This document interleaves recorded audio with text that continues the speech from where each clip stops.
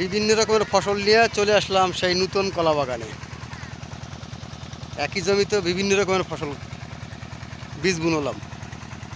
তো আমি দেখাচ্ছি, দেখো কি কি ফসল তৈরি হবে এই কলা বাগানে। আমি দেখাচ্ছি, দেখো ওই যে মেশিন চালা দিচ্ছি বন্ধুরা, সেচ দিচ্ছি।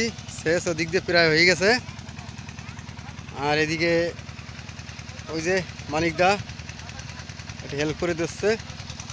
আর মানসী ওই যে পেঁয়াজ লাগাতে আইছে।